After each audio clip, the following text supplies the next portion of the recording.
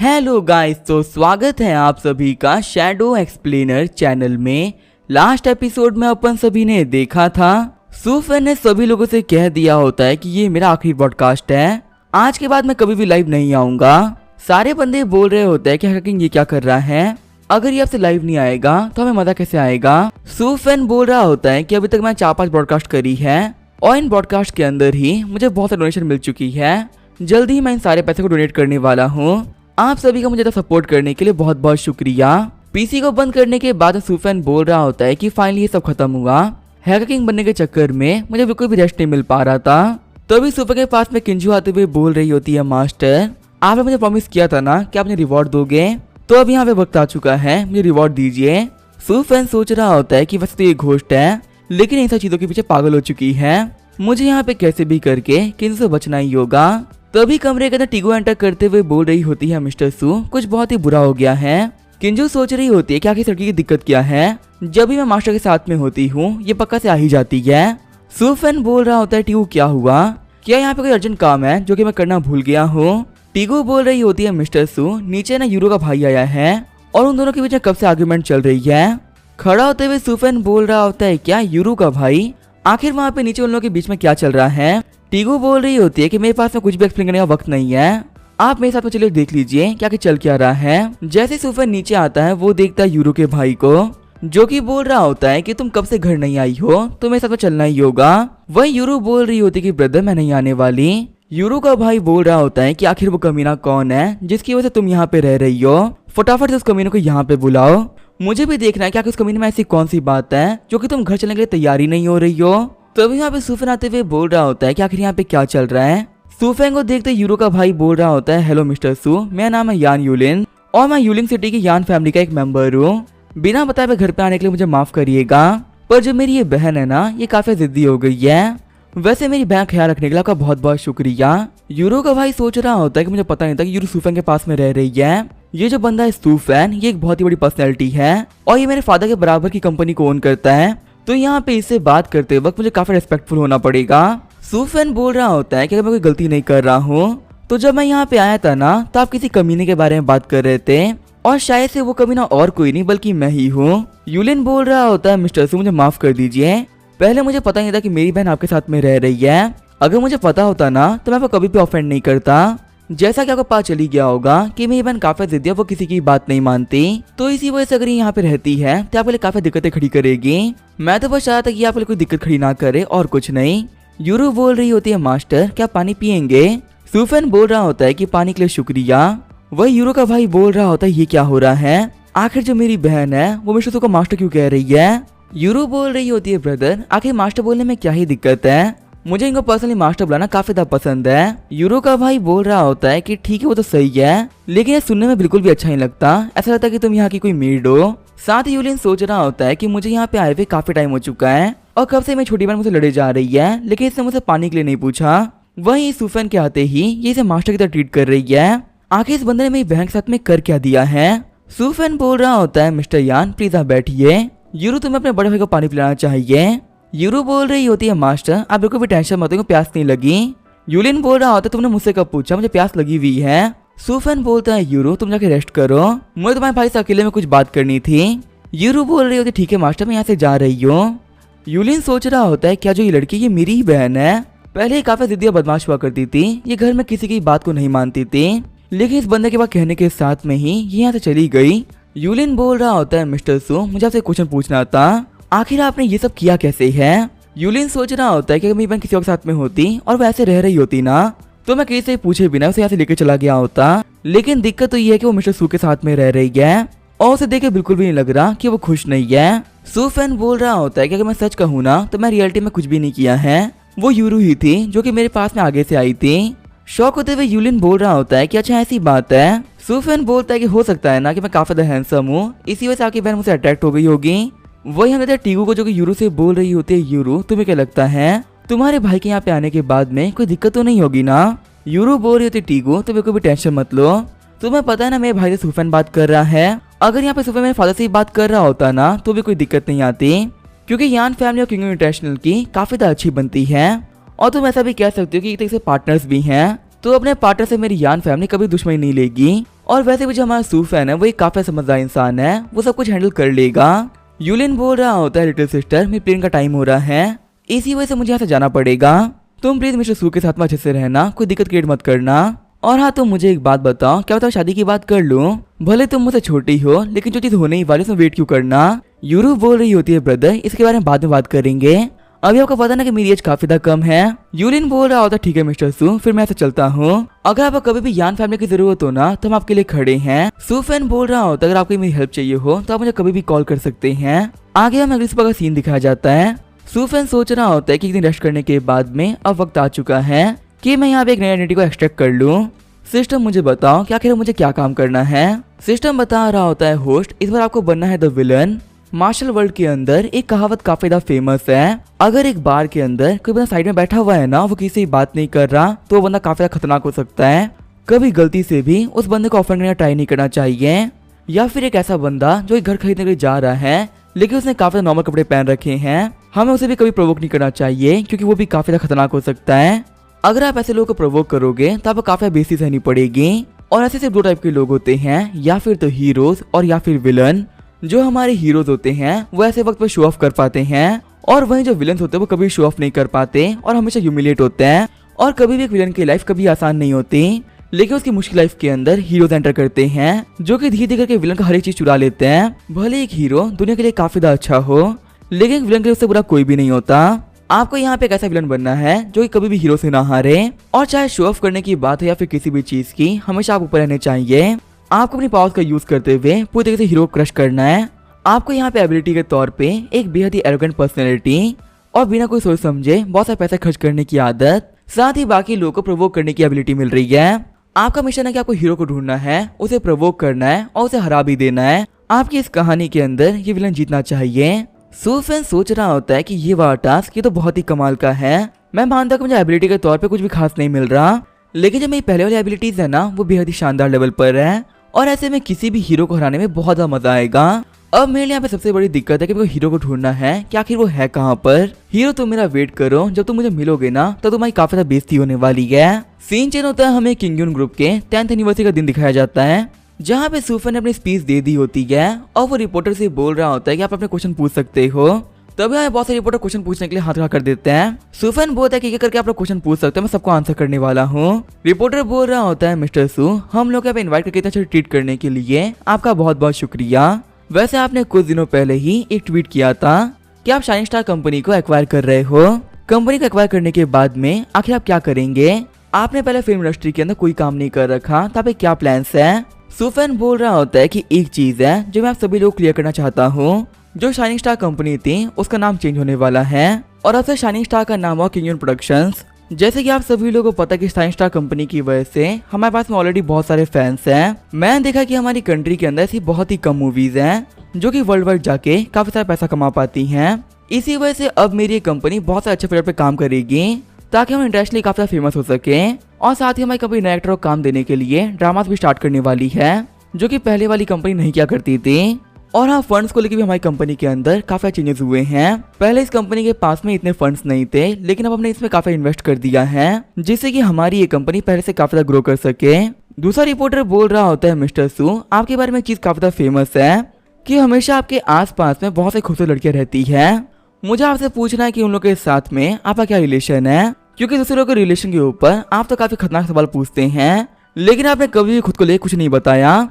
सूफैन बोल रहा होता है ब्रदर मुझे माफ करिएगा, पर आप एक क्वेश्चन का आंसर नहीं कर सकता। मैंने यहाँ पे आप सभी लोगों को पहले बता दिया था कि मैं कोई फिल्म स्टार नहीं हूँ जो कि अपनी पर्सनल लाइफ के अंदर आप लोग को ऐसे ही घुसने दूंगा। मैं एक बिजनेसमैन हूँ और आप मुझसे बिजनेस के लिए कुछ भी पूछ सकते हैं, लेकिन मेरी लाइफ को लेके मैं आपको कुछ नहीं बताने वाला, तो इसी वजह से आपके क्वेश्चन पूछना कोई फायदा नहीं है। रिपोर्टर बोल रहा होता है मिस्टर सू, क्या आप इस क्वेश्चन को अवॉइड करना ट्राई कर रहे हैं? ऐसे क्वेश्चन का आंसर ना करना ये शो कर रहा है कि आपका उन लड़कियों के साथ में रिलेशन अच्छे तो नहीं है, ऊपर से आपको आज तक बहुत सारे लोग साथ में स्पॉट किया गया है। सूफैन बोल रहा होता है ब्रदर आपको भी बात समझ में नहीं आ रही है ना? ठीक है फिर कोई बात नहीं, आप यहाँ से जा सकते हो। मैंने आपको पहले ही कह दिया था कि मैं कोई फिल्म स्टार नहीं हूँ और पब्लिक मेरे बारे में क्या सोचती है मुझे से कोई फर्क नहीं पड़ता, लेकिन लगता है कि आपको मेरी बातें समझ में ही नहीं आ रही है। तभी जो ब्रदर और बाकी गार्ड्स होते हैं वो आगे बढ़ते उस रिपोर्टर को उठा लेते हैं। वो रिपोर्टर बोल रहा होता है कि तुम यहाँ पे क्या कर रहे हो, मैं एक रिपोर्टर हूँ और मेरे पास में ये पूरा हक है कि मैं किसी का भी इंटरव्यू ले सकता हूँ, मुझे जाने दो। सूफेन बोल रहा होता है कि आप सभी लोग को इनकन्वीनियंस के लिए माफ करिएगा, पर यहाँ पे एक बंदे को मेरी बात समझ में नहीं आ रही थी। मुझे उम्मीद है कि आप सभी लोगों को मेरी बातें समझ में आ गई होगी, तो हम लोग कंटिन्यू कर सकते हैं। दूसरे बंदे बोल रहे होते हैं, मिस्टर सू, इस इंसिडेंट की वजह से आप काफी ज्यादा फेमस हो चुके हो, और भले आप एक सेलिब्रिटी नहीं हो, लेकिन सभी लोग आपके बारे में बात कर रहे हैं। इन चीजों को लेके आपको कैसा फील होता है? वहीं हम देखते हैं कंपनी के बाहर ब्रदरहुड ने रिपोर्टर को फेंक दिया होता है। वो रिपोर्टर बोल रहा होता है कि इस इंसल्ट को मैं नहीं भूलने वाला, अब तुम लोग वेट करो, देखो कि मैं क्या करता हूँ। तभी ब्रदरहुड आगे बढ़ते हुए उसके हाथ को मोड़ने लगते हैं। वो बंदा बोल रहा होता है, तुम मेरे साथ में क्या कर रहे हो? अगर तुमने मेरे साथ में कुछ भी किया ना, तो मैं तुम लोग की पुलिस से रिपोर्ट कर दूंगा। ब्रदरहुड बोल रहे होते हैं कि तुम्हें ऐसे जाना है तो कोई बात नहीं, पर तुम्हें इस हिडन कैमरा को हम लोग को देना ही होगा। ये बोलते हुए ब्रदरहुड उसे कैमरा ले लेते हैं। ब्रदरहुड बोल रहे होते हैं, पता नहीं कहाँ से ऐसे बेकार लोग आते हैं। बॉस ने आप लोगों से पहले ही बोला था कि फालतू क्वेश्चन नहीं पूछने हैं, लेकिन फिर भी तुमने वही काम किया। रिपोर्टर सोच रहा होता है कि मुझे तो लगा था कि मैं अपने प्लान में कामयाब हो चुका हूँ, लेकिन पता नहीं इसने कहाँ से मैं कैमरा को देख लिया। सीन चेंज होता है, हम देखते हैं सूफेन को, जो कि बोल रहा होता है ब्रदरहुड कि आपने उस रिपोर्टर को चेक किया था जो कि दिक्कतें खड़ी कर रहा था। ब्रदरहुड बोल रहे होते हैं कि जैसा कि आपने कहा था उस बंदे के पास में हिडन कैमरा था। सूफेन सोच रहा होता है कि मुझे मेरी आइडेंटिटी मिले हुए फिर 2 दिन हो चुके हैं और अभी तक हीरो को लेके मुझे कुछ पता नहीं चल पाया। मेरे लिए मिशन कंप्लीट करना काफी ज्यादा मुश्किल होने वाला है। तभी टीकू बोल रही होती है कि ये चीज तो काफी ज्यादा अजीब है। अगर यहाँ पे उस रिपोर्टर को आप किसी राइवल ने भेजा था तो उसे तो पता होना ही चाहिए कि आपके पास में कितनी सिक्योरिटी है, लेकिन फिर भी उस बंदे के पास इतना नॉर्मल हिडन कैमरा होना एक काफी ज्यादा अजीब चीज नहीं है।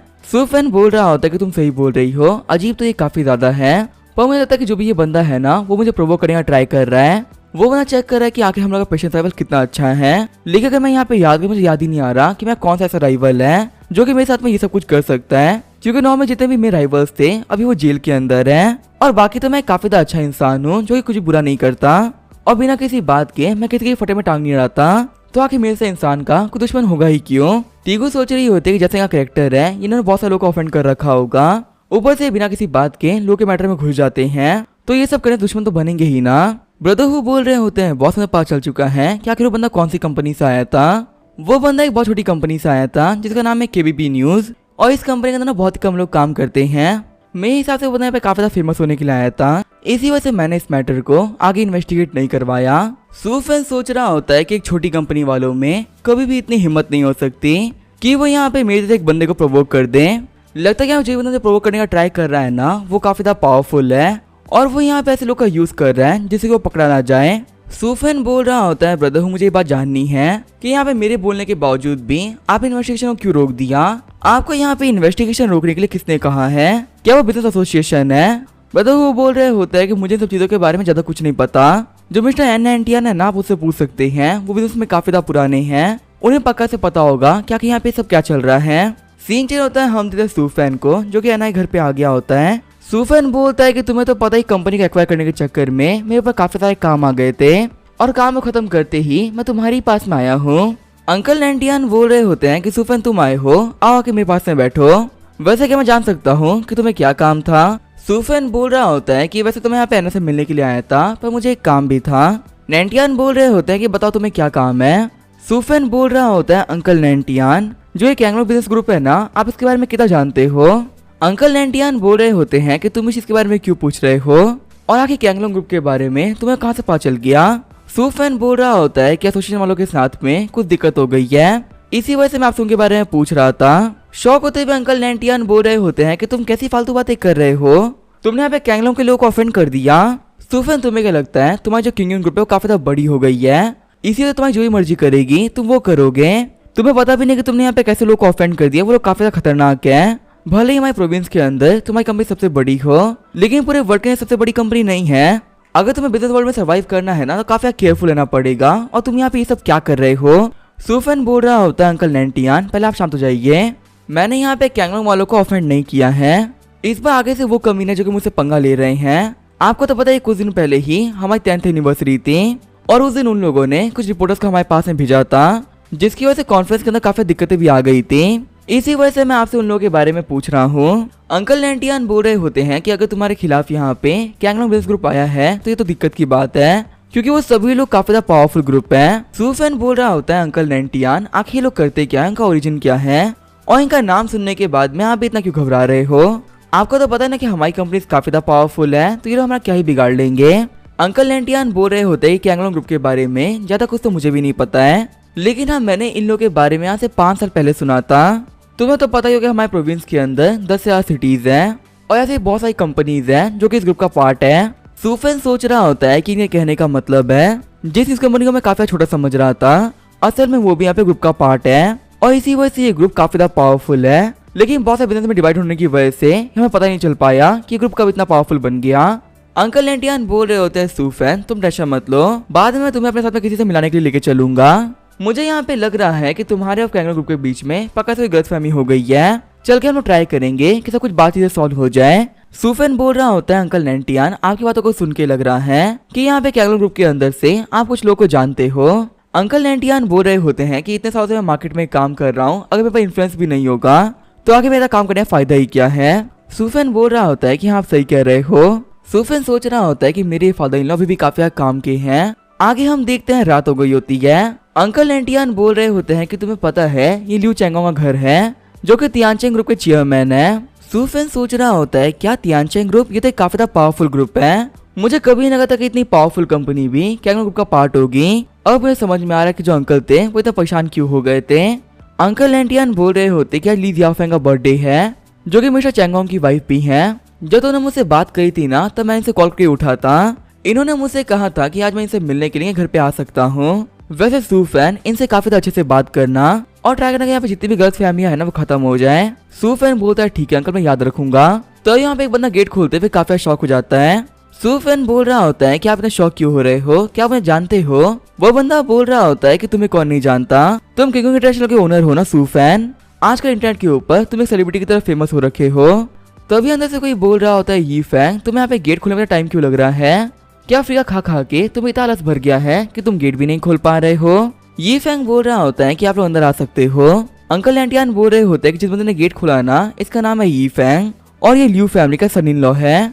यहाँ का सेकंड मिस है ना उन्होंने इनसे शादी करी थी। ये जो बंदा ये पहले अब्रॉड रहा करता था और कुछ टाइम पहले ये वापस आया है। ये दिन भर कुछ करता नहीं है, इसी से लियू फैमिली के अंदर कोई वैल्यू नहीं है और यहाँ पे इस फैमिली के अंदर किसी को भी इससे कोई फर्क नहीं पड़ता। अंदर एंटर करते हुए सूफेन सोच रहा होता है कि यहाँ पे ही फैन के पास जो लड़की बैठी हुई है वो तो मेरे कॉलेज की टीचर मिस्टर लियू यून है ना। टीचर सोच रही होती है सूफेन ये यहाँ पे क्या कर रहा है। तभी उन लोग के पास में आते हुए चैंगोंग बोलते हैं ब्रदर लेंटियान आपका यहाँ पे स्वागत है, कब से हम सभी लोग आप लोग का वेट कर रहे थे, प्लीज आप लोग आके बैठिए। जियाफेंग बोल रही होती है ब्रदर लेंटियान आप कैसे हैं, आप लोग बैठिए हम यहाँ पे खाना लगाते हैं। वैसे ब्रदर आपके साथ में यहाँ पे कौन आया है। चैंगोंग बोल रहे होते हैं कि तुम इन्हें नहीं जानती, ये सूफेन है किंग इंटरनेशनल के चेयरमैन, आज के इंटरनेट के ऊपर काफी ज्यादा फेमस हो रखे हैं। ली जियाफेंग बोल रही होती है कि अच्छा आप डायरेक्टर सूफेन है, इंटरनेट के ऊपर मैंने आपके बारे में बहुत कुछ पढ़ा था लेकिन रियल लाइफ में मैं आपको पहली बार ही देख रही हूँ। सूफेन बोल रहा होता है अंकल और आंट आप लोग काफी ज्यादा अच्छे हो, वैसे आंट आपका बर्थडे इसी वजह से मैंने आपको एक गिफ्ट प्रिपेयर किया था, उम्मीद है कि मेरी तरफ से आपको ये गिफ्ट काफी ज्यादा पसंद आएगा। हंसते हुए ली जियाफेंग बोल रही होती है कि तुम्हें यहाँ पे गिफ्ट लेने की क्या ही जरूरत थी, तुम पहली बार ही घर पे आए और गिफ्ट भी लेके आए हो, तुम सच में काफी ज्यादा प्यारे बच्चे हो। तभी यहाँ पे एक लड़की बोलती है मॉम इस गिफ्ट को ओपन करिए। यहाँ पे हम सभी लोग को देखना है कि जो मिस्टर सूफेन है वो क्या लेके आए हैं। बाकी लोग ही बोल रहे होते हैं कि हाँ हम लोग को भी देखना है क्या जो मिस्टर सूफेन है वो क्या गिफ्ट लेके आए हैं। सूफेन बोल रहा होता है कि वैसे मैं कुछ खास तो लेके नहीं आया था, पर अगर सभी लोग बोल ही रहे हैं तो आप गिफ्ट ओपन कर लीजिए। फिर जो वहाँ पे ली जियाफेंग होती है वो गिफ्ट को ओपन कर देती है। हमने सूफेन ने ली जियाफेंग को एक बैंगल गिफ्ट किया होता है। ली जियाफेंग सोच रही होती है कि तो काफी ज्यादा महंगा होगा, सच में जो ये सूफेन है ये तो काफी ज्यादा कमाल का है, ना कि उस बेकार ही फैन की तरह जो कि दिन में बैठे खाता पीता रहता है और कोई भी काम नहीं करता। काश यहाँ पे उस कमीने ही फैन की जगह मिस्टर सू में सन इन लॉ होते तो फिर मुझे हमेशा ही इतने प्यारे प्यारे गिफ्ट मिलते रहते। ब्लैक हेयर वाली लड़की बोल रही होती है ये फैन आज मॉम का बर्थडे है और मिस्टर सू जो कि घर में पहली बार ही आए हैं ना वो भी गिफ्ट लेके आए हैं, तो मुझे पक्का से भरोसा है कि घर के सन इन लॉ होने के तौर पे तुमने भी गिफ्ट प्रिपेयर कर ही लिया होगा। पास में बैठा एक बंदा बोल रहा होता है कि हाँ ये फैंग मॉम का बर्थडे है तो तुमने पक्का से यहाँ पे काफी कमाल गिफ्ट प्रिपेयर किया होगा, क्योंकि तुम यहाँ पे मॉम का पहला ही तो बर्थडे सेलिब्रेट करवा रहे हो ना, तुम भी यहाँ पे सभी लोग को दिखा दो कि तुम्हारा गिफ्ट क्या है। लेकिन जो यहाँ पे ये फैन होता है वो किसी को भी आंसर नहीं करता। आंट ली जियाफेंग बोल रही होती है कि मुझे कभी नहीं लगा था कि तुम मेरे लिए कोई भी गिफ्ट प्रिपेयर नहीं करोगे, ये फैन आखिर तुम कब तक ऐसी बेकार लाइफ जीते रहोगे, तुम्हें अपने लिए कोई अच्छे से काम ढूंढ लेना चाहिए और मतलब काम करना चाहिए। तुमने कभी सोचा कि बिना लियू फैमिली के तुम्हारा पेट कैसे भरेगा। पता है ये फैन अगर तुम सूफेन के 1% में भी होते ना तो शायद हमारी आज ये फैमिली काफी ज्यादा खुश होती। लेकिन सिर्फ और सिर्फ तुम्हारी वजह से इतना अच्छा माहौल बिगड़ गया। तुम जैसा बेकार इंसान मैंने आज तक कभी नहीं देखा है। तुम्हें यहाँ पे सूफियान से कुछ सीखना चाहिए, वो कितने कमाल के हैं और वो तुमसे छोटे भी हैं। सूफियान सोच रहा होता है कि यहाँ पे इस बंदे का लुक काफी ज्यादा अच्छा है और सभी लोग की बातों को सुनते हुए ये काफी ज्यादा शांत भी है और ऐसा बिल्कुल भी नहीं कि कोई फालतू बंदा है। इसकी एजुकेशन फॉरेन से हुई है, लेकिन एक सनी लॉ के तौर पे इसे काफी ज्यादा बेइज्जती हो रही है। मुझे ये पूरा कॉन्सेप्ट कहीं ना कहीं दिखा हुआ लग रहा है। हाँ, दूसरी मानवा के अंदर हीरो के साथ में यही होता है और उसके बाद में वो काफी शो ऑफ करता है। इसका मतलब मैं जिस हीरो को ढूंढ रहा था वो और कोई नहीं, ये फैन ही है। जैसे कि सारी मानवास के अंदर होता है कि एक सनी लॉ जिसे काफी ज्यादा बेइज्जती होती है, वो असल में काफी कमाल का इंसान होता है और उसके पास में बेहद शानदार सीक्रेट भी होते हैं। तो पक्का से यहाँ पे जो ये फैन है ये कुछ छुपा के बैठा हुआ है। ब्लैडर से लड़की बोल रही होती है, ये फैन तुम कुछ बोल क्यों नहीं रहे हो। सूफैन सोच रहा होता है कि यहाँ पे इस कहानी के अंदर मैं विलन हूँ, तो पक्का से थोड़ी देर के अंदर ही मेरी काफी ज्यादा बेइज्जती भी होने वाली होगी। ब्लैडर से लड़की बोल रही होती है, ये फैन यहाँ पे हम सभी लोगों को पता है कि तुम्हारे पास में कोई भी काम नहीं है और तुम पूरी तरह बेरोजगार हो, इसी वजह से तुम मॉम को कुछ महंगा तो गिफ्ट नहीं कर सकते और मिस्टर सूफैन के सामने तुम्हारा गिफ्ट बिल्कुल कुछ भी नहीं होगा। तो कम से कम अपनी सिंसियरिटी को शो करने के लिए कुछ तो दे देते। पता नहीं जो हमारे ग्रैंडपा हैं शायद से वो पागल हो गए थे कि उन्होंने तुम्हारी और जियाउन की शादी को फिक्स कर दिया। अगर ये हमारे हाथ में होता ना तो हमें कभी ना करते। सूफैन सोच रहा होता है कि मैंने तो यहाँ पे कुछ भी नहीं किया, तो आखिर लोग बिना किसी बात के मुझे क्यों इन्वॉल्व कर रहे हैं। चिढ़ते हुए चैंगोंग बोल रहे होते हैं कि सब लोग अपना मुंह बंद कर लो। यहाँ पे ये फैंग ने कुछ भी गलत नहीं किया, बस वो गिफ्ट लेके नहीं आया है। इतनी छोटी सी बात के लिए तुम दिक्कतें क्यों खड़ी कर रहे हो। ये फैंग बोल रहा होता है, फादर ऐसी बात नहीं कि मैं गिफ्ट लेके आया नहीं हूँ, मैंने भी यहाँ पे गिफ्ट प्रिपेयर किया है और लगता है कि मुझे वो सभी लोगों को दिखाना ही पड़ेगा।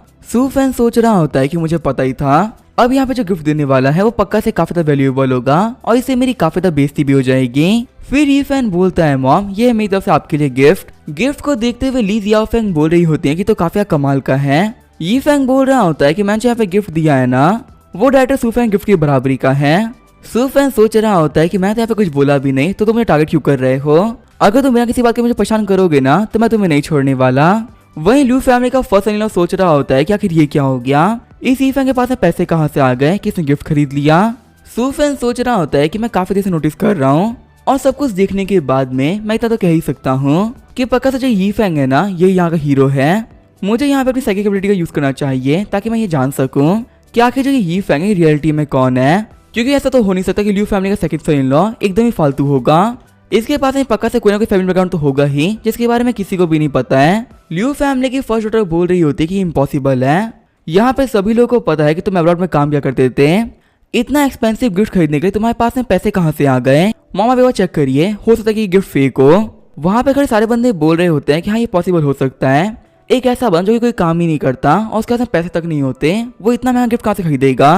दूसरा बंदा बोल रहा होता है कि हम लोग कभी भी किसी को फेक चीजें देनी चाहिए क्योंकि इस समय काफी ज्यादा बेइज्जती होती है।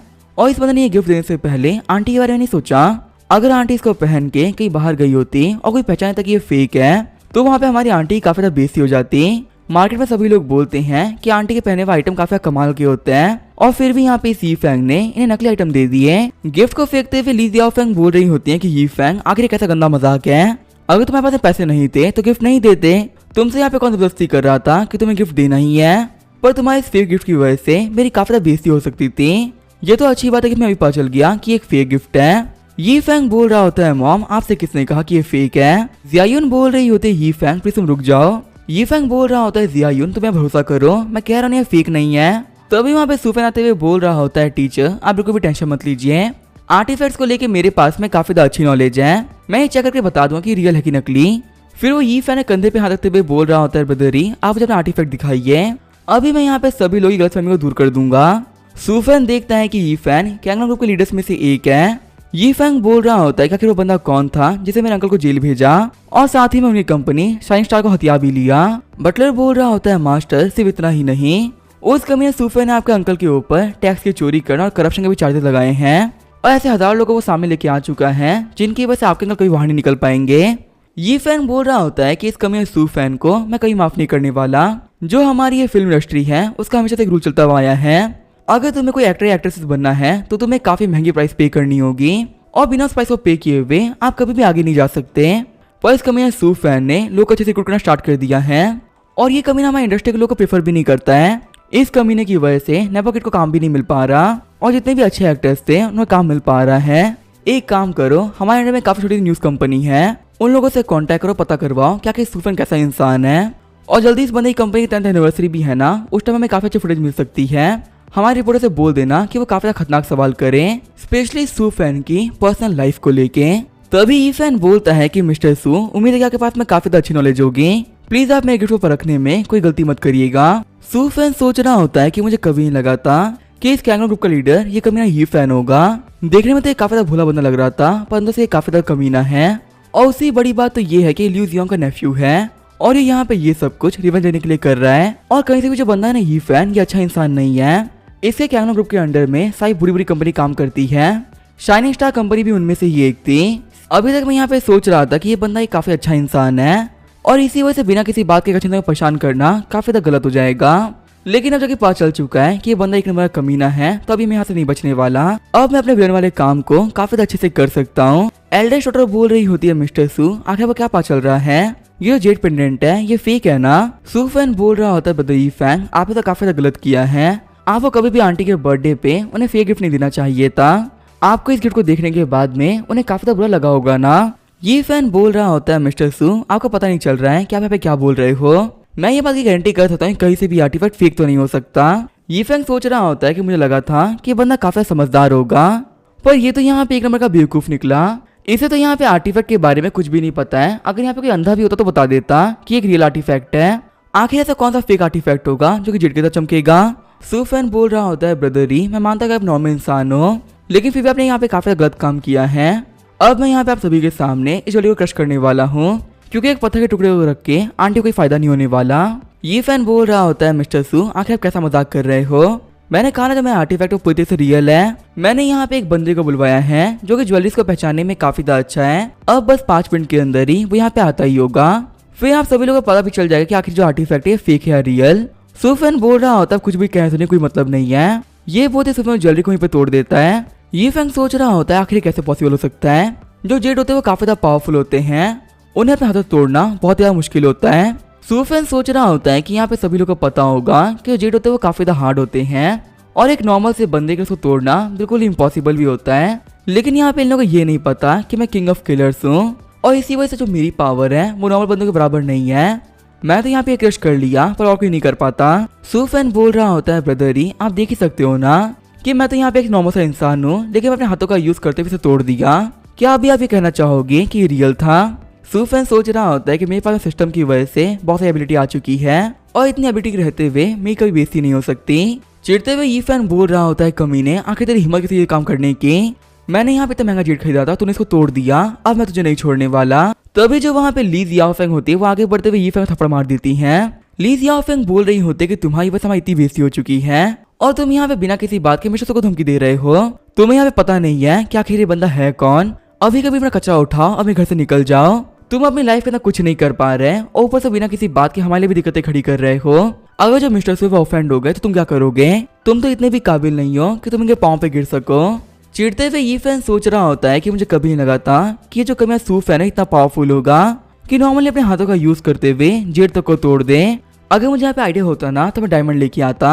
रोते हुए जियायून बोल रही होती, ये फैन तुम बहुत बुरे हो, सबके लाख मना करने के बावजूद भी मैं तुम्हें काफी ट्रस्ट करती थी, पर तुमने आज जो किया है मुझे उसे काफी बुरा लगा है, अब तुम मुझे अपनी शक्ल कभी मत दिखाना। ये बोलते हुए जियायून वहाँ जाने लगती है।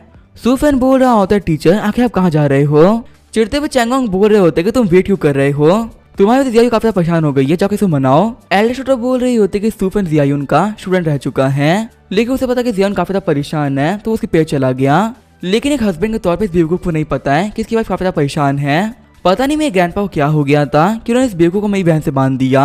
फर्स्ट इन लोग बोल रहे होता है कि तुम क्या कर रही हो। डायरेक्टर सू फैन और इस बेवकूफ को कंपेयर करना बहुत गलत बात है। इस बंदे को तो भिखारी से भी कंपेयर करना भिखारी की बेइज्जती होगी, क्योंकि वो भी खाना खाने के लिए मेहनत करता है, वही जो ये बंदा तो फ्री का खाना खाता है। चैंगोंग बोल रहे होते कि तुम दोनों अपना मुंह बंद कर लो, यहाँ पर जो भी कुछ हुआ पर हमारी फैमिली एक है और हमें अपने फैमिली मेंबर्स के लिए ऐसी बातें नहीं बोलनी चाहिए। चैंगोंग बोल रहा होता है, मिस्टर नैंटियान मुझे माफ करिएगा, आप मेरे घर पे आए तो पार्टी देखने के लिए थे पर आपको देखा सर्कस पड़ गया। नैंटियान बोल रहा होता है, नहीं नहीं कोई बात नहीं, हर फैमिली में ऐसा होता रहता है। सीन चेंज होता है, हम देखते हैं सू फैन को जो कि जियायून के पास में आ गया होता है। सू फैन बोल रहा होता है, टीचर क्या आप ठीक हो। जियायुन बोल रही होती है कि ये फैन जैसा भी है मुझे उससे कोई दिक्कत नहीं थी, लेकिन अगर उसके पास में पैसे नहीं थे तो वो मुझसे मांग सकता था। उसने यहाँ पे शो ऑफ करने के चक्कर में सभी लोग के सामने मेरी काफी बेइज्जती करा दी। अब हमेशा के लिए सभी के सामने मैं एक मजाक बन के रह चुकी हूँ। मुझे समझ भी नहीं आ रहा है कि मैं यीफन के साथ में क्या करूँ। तभी वहाँ पे यीफन आते हुए बोल रहा होता है कि सूफैन तुम यहाँ पे क्या कर रहे हो। सूफैन बोल रहा होता है ब्रदरी लगता है वो गलतफहमी हुई है, जो मिस जियायुन है ना वो मेरी टीचर भी है, इसी वजह से वो कंफर्ट करने के लिए मैं पीछे पीछे आ गया था। यीफन बोल रहा होता है कमीने यहाँ से निकल जा, यहाँ पे मेरी वाइफ को कंफर्ट करने की कोई जरूरत नहीं है। तभी जो यीफन होता है वो जियांग के पास में आते हुए बोल रहा होता है जियायुन मैं भरोसा करो, मैं यहाँ पे कह रहा हूँ जो जेट पेंडेंट था वो एकदम रियल था, जानबूझ के इस बंदे ने उसको तोड़ दिया ताकि मेरी बेइज्जती हो सके। सूफैन बोल रहा होता है ब्रदरी मैं मानता आपने गलती करी है, पर आपको अपनी गलती को एक्सेप्ट करते हुए आगे बढ़ जाना चाहिए। सभी लोग के सामने मजाक बनने की वजह से आपकी वाइफ रो रही है और आप यहाँ पे क्या कर रहे हो, और तुम यहाँ पे यही कह रहे हो ना कि मैं एक झूठा हूँ। जो टीचर लियू है मुझे 2 साल से पढ़ा रही है, और उनसे बात पूछ लो कि मैं कैसा इंसान हूँ। मेरे कैरेक्टर के बारे में इनसे बेटर किसी को भी पता नहीं होगा, और ऐसा तो है नहीं कि मैंने यहाँ पे सभी लोगों को प्रूव करके नहीं दिखाया क्या कि वो पेंडेंट फेक था या रियल। तुम एक बार खुद ही सोचो कि तुम एक पेंडेंट को तोड़ सकते हो। अगर ऐसी ही बात है तो मैंने यहाँ पे एक जेड का बैंगल गिफ्ट किया है, तुम जाके उस बैंगल को क्रश करके दिखा दो। अगर यहाँ पे कोई भी उसे क्रश कर देगा ना तो मैं ये मानूंगा वही फेक है, पर क्योंकि वो एक रियल जेड है कोई भी ऐसा नहीं कर सकता। जियायुन बोल रही होती ये फैन आज तुम्हारी वजह से मेरी काफी ज्यादा बेइज्जती हो चुकी है, और जब तुम्हारी रियलिटी सामने आई तो तुम बिना किसी बात के बाकी लोगों पे ब्लेम डाल रहे हो। तुम्हें इसे एक्सेप्ट कर लेना चाहिए था, पर तुम अपनी हरकतों से बाजी नहीं आ रहे। अब तो यहाँ पे मुझे भी लग रहा है जो मेरी सिस्टर है वो बिल्कुल सही कहती है, तुम्हारे साथ में रहना और लाइफ को वेस्ट करना बिल्कुल सेम बात है। ये फैन बोल रहा होता है जियायुन आखिर तुम कहाँ जा रही हो, मेरी बात तो सुन लो। सूफैन बोल रहा होता है ब्रदरी अभी वो काफी ज्यादा गुस्से में है, ऐसे में उनसे बात करना बिल्कुल भी सही नहीं रहेगा, आप उनसे आराम से बाद में बात कर लेना। ये फैन बोल रहा होता है लड़के मुझे दूर हो जाओ, आज यहाँ पे जो भी कुछ हो रहा है ना वो तुम्हारी वजह से हो रहा है, अगर तुम यहाँ पे नहीं होता सब कुछ ठीक हो जाता। सूफैन सोच रहा होता है कि अब मुझे इस बंदे के बारे में सबको पता चल चुका है, ये तियान का सौतेला बेटा है जो कि कैपिटल में बस ये फैमिली का हेड है। ये तियान लोग ने अपने इस बेटे को पाने के लिए काफी ज्यादा मेहनत करी थी, लेकिन जब वो इससे मिला तो इसने मना कर दिया कि ये फैमिली में नहीं आएगा, और ये तियान ने उन्हें बोल दिया कि तुम्हें काफी ज्यादा घटिया बच्चे हो, अगर तुम मेरे घर से बाहर गए तो तुम मेरे बेटे नहीं होगे, और हमारी जो फैमिली की प्रॉपर्टी है वो भी तुम्हें नहीं मिलेगी। तभी वहाँ पे हम देखते हैं अंकल नैंटियान को जो कि सूफैन के पास में आते हुए कह रहे होते हैं कि तुम यहाँ पे क्या कर रहे हो, तुमने तो देखा कि बर्थडे पार्टी के अंदर आज क्या कुछ हुआ है, तो इसी वजह तुम्हारे बारे में बात करना मुझे सही नहीं लगा। हम यहाँ पे इन चीजों के बारे में बाद में बात कर लेंगे, क्योंकि अभी इनके फैमिली के चीजें बिल्कुल भी सही नहीं चल रही है, तो फिर अब यहाँ पे कोई रुकने का फायदा तो है नहीं, तो हम लोग को चलना चाहिए। सूफैन बोल रहा होता है अंकल नैंटियान आप पहले चले जाइए, मेरे पास में यहाँ पे काफी ज्यादा कमाल का प्लान है, और उसे ट्राई करने के बाद में मैं घर पे आ जाऊंगा। अंकल नैंटियान बोल रहे होते हैं कि सूफैन अभी तुम काफी ज्यादा छोटे हो, और तुम अपनी कंपनी के मैटर को लेकर बिल्कुल भी टेंशन मत करना, हम दोनों के जो ग्रुप है बिल्कुल भी छोटे नहीं है, ये जो कैंगलोंग ग्रुप के लोग हैं वो हमारा कुछ नहीं बिगाड़ पाएंगे। सूफैन बोल रहा होता है ठीक है अंकल मैं याद रखूंगा। फिर सूफैन कॉल करते हुए बोल रहा होता है मिस्टर तियानलू फटाफट से आप ये फैमिली के हेड ये तियानलोंग का नंबर मुझे भेजिए।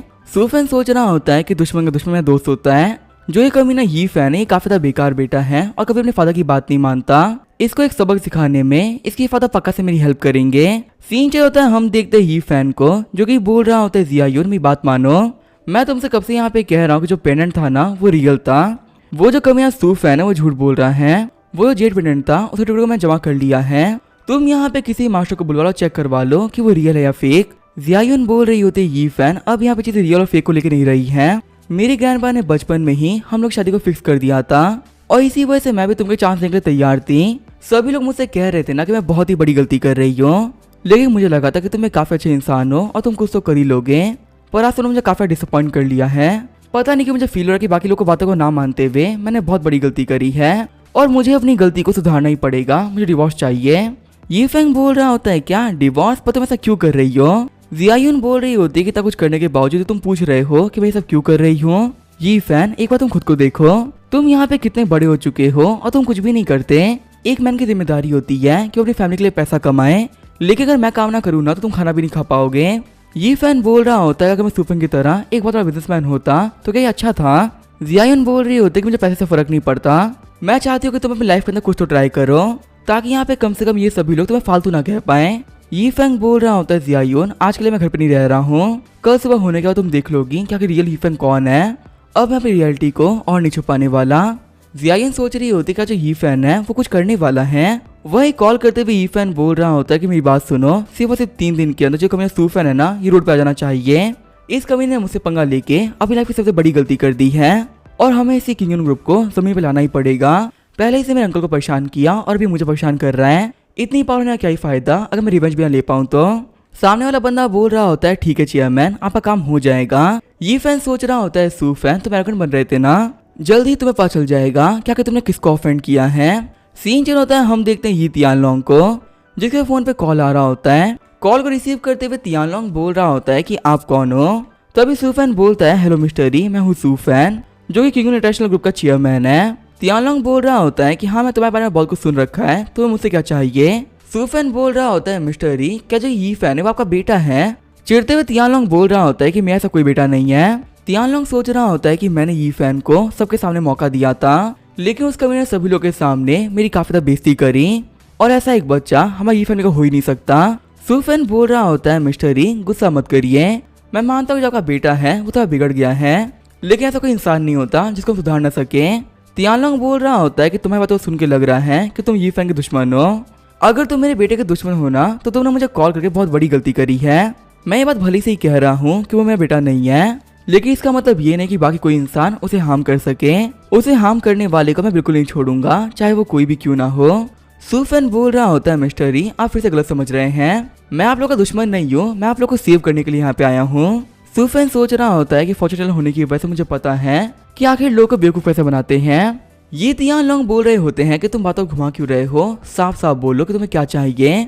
सूफैन बोल रहा होता है कि मेरी कई भी बातों के बारे में आराम से बैठ के सोचिए। मिस्टर ये आपको पता है कि ये फैन के बिना आपकी फैमिली नहीं बचने वाली, और मैं आपसे बोल रहा हूँ कि आपकी ये फैमिली को बचाने में मैं अभी काफी ज्यादा हेल्प कर सकता हूँ।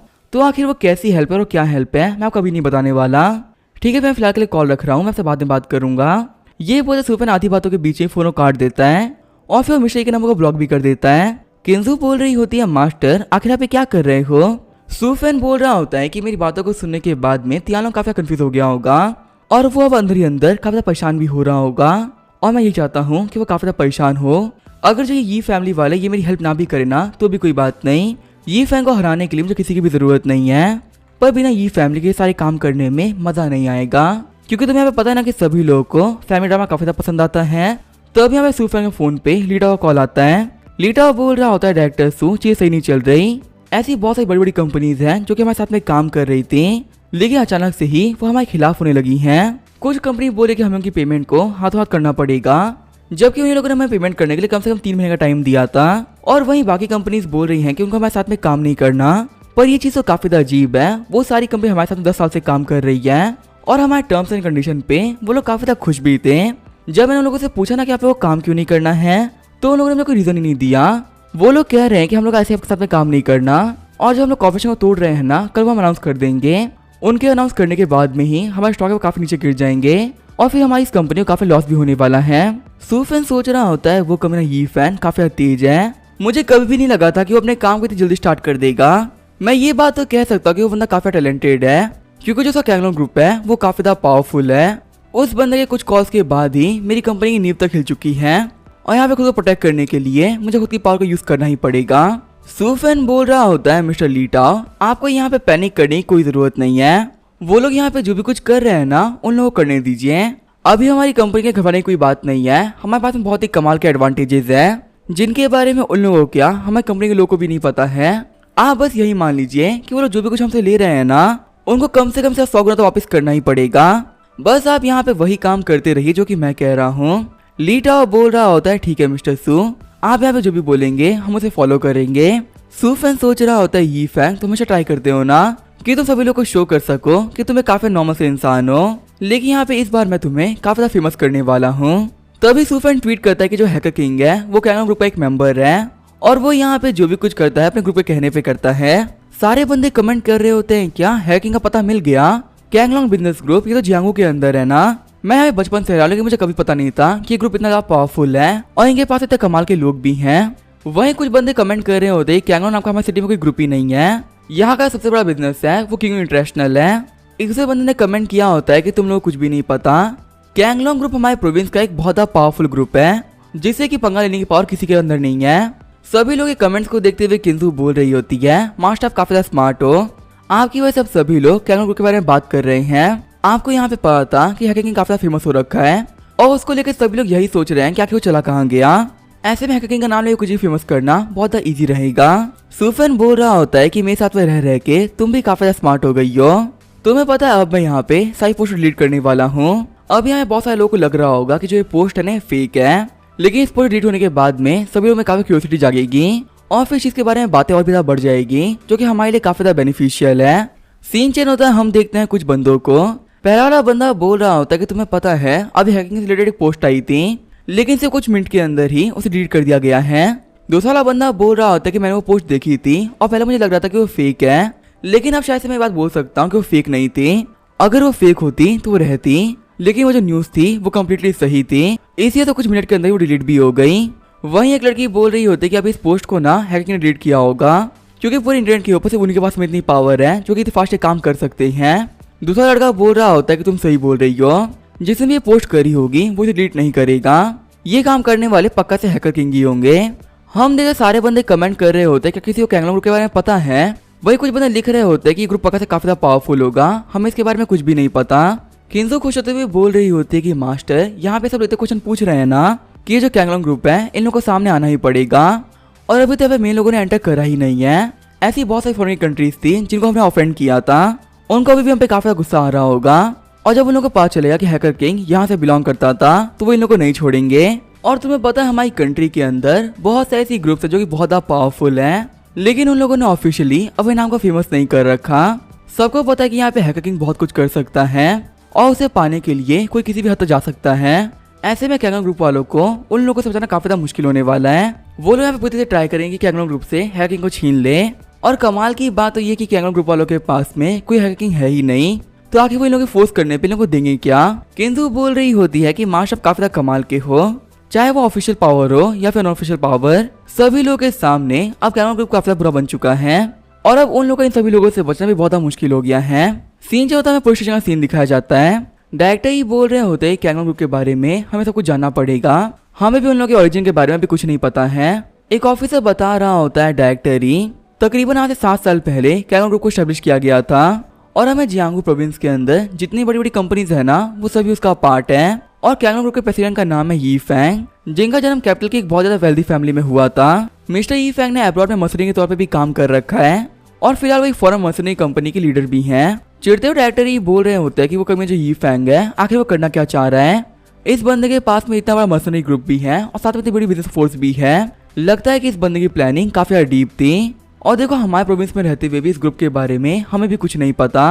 हमारे पास में अब जितने भी ऑफिसर्स हैं उन सभी के पास में सिर्फ एक ही काम है, उन लोगों को दिनों रात लगा के कैंगरू ग्रुप को इन्वेस्टिगेट करना है। हमें इस ग्रुप के बारे में हर एक चीज जाननी होगी कि आखिर ये लोग कब क्या करने की प्लान कर रहे हैं। अगर ये ग्रुप इतना बड़ा है और ऐसा कोई नाम नहीं है तो ये बात तो गारंटेड है कि लोग बहुत सारे गलत काम करते होंगे, और इन लोगों के गलत काम के बारे में हमें पता लगाना होगा। डायरेक्टर ही सोच रहे होते हैं कि इसे फर्क नहीं पड़ता कि जो हैकर किंग है वो इस ग्रुप से बिलोंग करते कि नहीं करते। फर्क यहाँ पे इस बात से पड़ता है कि जो कैंगरू ग्रुप है आखिर यहाँ पे करना क्या चाह रहे हैं। इन लोगों के जो मोटिव है वो बिल्कुल भी सिंपल नहीं हो सकते। डायरेक्टर ही बोल रहे होते हैं कि वो जो यी फैंग है ना उसमें नजर रखो। अभी तो हम उसके खिलाफ कुछ भी नहीं कर सकते, लेकिन इन्वेस्टिगेशन खत्म होने के बाद में हम उसे जरूर से मिलेंगे। पक्का से इस कैंगरू ग्रुप के बहुत सारे मेंबर्स होंगे, बहुत सारे लीडर्स भी होंगे। पता करो कि इस ग्रुप के अंदर कौन कौन इन्वॉल्व है। सीन चेंज होता है, हम देखते हैं एक बंदे को जो कि बोल रहा होता है कि मुझे कभी नहीं लगा था कि जो कैंगरू बिजनेस ग्रुप है उसका डायरेक्टर यी फैंग होगा। बटलर बोल रहा होता है मास्टर आपको तो पता ही है ना, यहाँ पे जो इंसिडेंट हुआ है वो एक बहुत ही बड़ा इंसिडेंट है, और अब जो ऑफिशियल ऑर्गेनाइजेशन है वो यी फैंग को नहीं छोड़ने वाले। जल्दी ही जो कैंगरू ग्रुप है वो पूरी तरह खत्म हो जाएंगे, क्योंकि ये कोई लीगल कंपनी नहीं थी, ये एक इलीगल कंपनी है। मुझे डर है कि हमारे यंग मास्टर हमेशा के लिए जेल जाने वाले हैं। ये फैमिली का हेड बोल रहा होता है कि अपने समझ में आया सुफेन सही कह रहा था, अगर मुझे अपनी फैमिली को इन सब चीजों में इन्वॉल्व नहीं करना तो मुझे यी फैंग के साथ में सारी चीजों क्लियर करना पड़ेगा। अभी जो डिपार्टमेंट के लोग हैं उन्होंने इन्वेस्टिगेशन चालू कर दी होगी, और क्या अगर उन लोगों को ये शक हो जाए कि जो यी फैंग है उसे सपोर्ट करने वाले और कोई नहीं बल्कि हमारी यी फैमिली है, तो फिर इस कैंगरू ग्रुप के साथ में ही हम लोग भी हमेशा के लिए खत्म हो जाएंगे। नहीं, मैं ऐसा नहीं होने दूंगा। मेरी यी फैमिली ने काफी मेहनत करी यहाँ तक पहुंचने के लिए, मैं अपने पुस्तकों की मेहनत को एक झटके में बर्बाद नहीं करने वाला। फिर मिस्टर यी बोलते हैं बटलर आप फटाफट जियांगू प्रोविंस जाइए। सीन चेंज होता है, हम देखते हैं सुफेन को जो कि सो रहा होता है, तभी वहाँ पे उसके फोन पे किसी का कॉल आना स्टार्ट हो जाता है। कॉल पिक करते हुए सुफेन बोल रहा होता है कौन बात कर रहा है। यी फैंग बोल रहा होता है कि 9 बजे से पहले न्यू फैमिली गेट पे आओ, मुझे झुक के माफी मांगो। अगर तुम ये काम कर देते हो तो मैं तुम्हें माफ कर दूंगा। पर अगर तुमने ये काम नहीं किया ना तो तुम्हारी ये कंपनी सर्वाइव नहीं कर पाएगी। फिर वो सूफेंग के फोन कॉल पे काट देता है। ये फैन सोच रहा होता है कि सूफेंग कंपनी कहा जाता था कि वह पूरे प्रोविंस की सबसे बड़ी कंपनी है और इसी चीज की वजह से वो पावर के नशे में पागल हो गया था। उसे लगा था कि पूरे प्रोविंस के अंदर ऐसा कोई भी नहीं है जो कि उसे पीछे कर सके, लेकिन इन सब के अंदर उसे मेरे बारे में पता ही नहीं था कि आखिर जो मेरा कैंगन ग्रुप है वो कितना बड़ा है। लेकिन कोई बात नहीं, आज इस बंदे को रियलिटी पता चल जाएगी। मैं यहाँ पे इसको दिखा दूँ कि जियांगो प्रोविंस किसको बिलोंग करता है। कॉल को रखते हुए सूफेन बोल रहा होता है कि बंदा कितना बड़ा बेवकूफ है। मैं यहाँ पे काफी आराम से सो रहा था, लेकिन इस कमीने कॉल की वजह से मुझे उठना पड़ गया। उठते हुए किंजू बोल रही होती है सूफेन तुम कहाँ पे जा रहे हो। सूफेन बोल रहा होता है कि सुबह सुबह मेरे सामने किसी ने काफी ज्यादा प्रिटेंड किया है और इस बंदे को सबक सिखाना मेरी जिम्मेदारी बनती है। खुश होते हुए किंजू बोल रही होती है कि मतलब सुबह सुबह ही मुझे काफी कमाल का शो देखने को मिलने वाला है, अगर ऐसी होता तो मैं भी साथ में चलूंगी। सूफेन बोल रहा होता है तो फिर तुम खड़ी क्यों हो, चलो चलते हैं। सीन जो होता है मैं लियू फैमिली के विला का सीन दिखाया जाता है। हम देखते हमेशा चैंगोंग को जो कि बोल रहे होते हैं कि मेरे घर के सामने ये सब क्या हो रहा है। तो यहाँ पे सूट बूट पहना हुआ यीफेंग अपनी कार से उतरता है। शौक होते वहाँ पे सभी लोग बोल रहे होते हैं कि यीफेंग ही है, आखिर ये यीफेंग ऐसा चेंज कैसे हो गया। हमने नेबर्स बात कर रहे होते हैं कि लियू फैमिली तो कहते थे कि जो सेकंड सन इन लॉ है वो एकदम वेस्ट है, लेकिन यहाँ पे इसी कार्स को और इसी गार्ड्स को देख के लग रहा है कि ये तो काफी पावरफुल इंसान है। लगता है कि इनका सन इन लॉ काफी लो प्रोफाइल रहना पसंद करता था, इसी से लोग बिना सोच समझे काफी बेइज्जती भी कर रहे थे।